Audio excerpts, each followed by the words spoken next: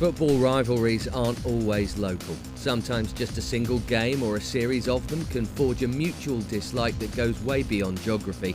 For older generations of Chelsea fans, that rival is Leeds. Not just because of the famously filthy cup final of 1970 either.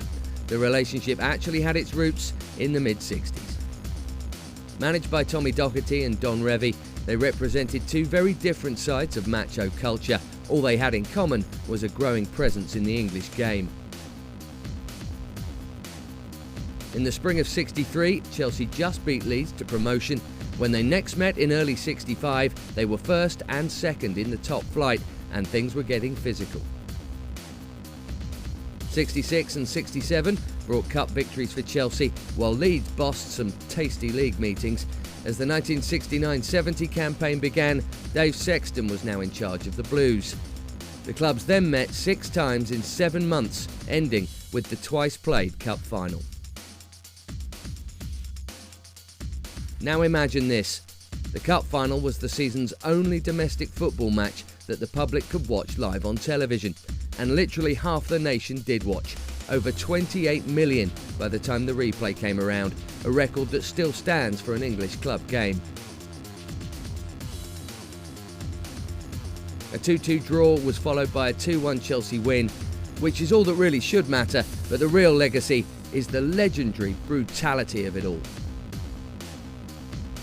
This was basically 3.5 hours of common assault, punctuated by some memorable goals. When current referee Michael Oliver watched it back in early 2020, he sent off 11 players. Eric Jennings, who had the honour of officiating both games, only got his yellow card out once. Now for the first time tonight, the crowd gets a sight of their heroes.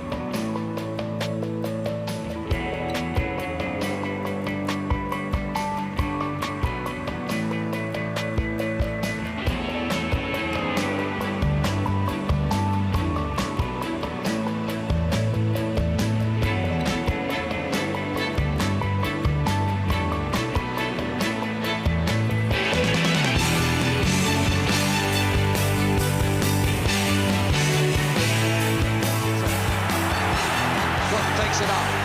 Osgood's got on his run. There's the ball from in. Osgood! A wonderful goal!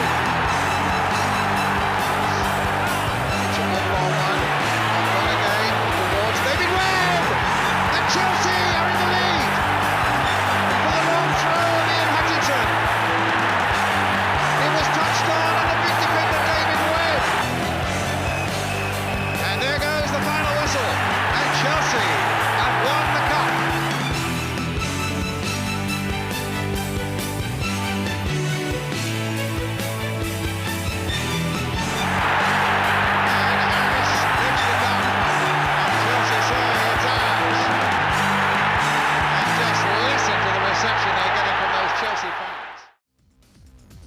Sadly, that fine Chelsea side would soon break up, and with both clubs spending chunks of time out of the top flight, renewing acquaintance was more rare, but still tasty.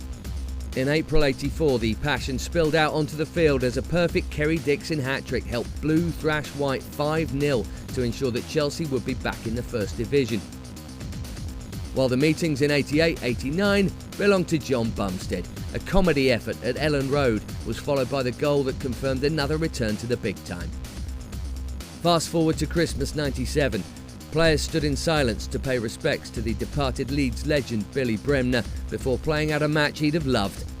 Alfie Holland and Gary Kelly both saw red, but the 9 men knuckled down for a goalless draw.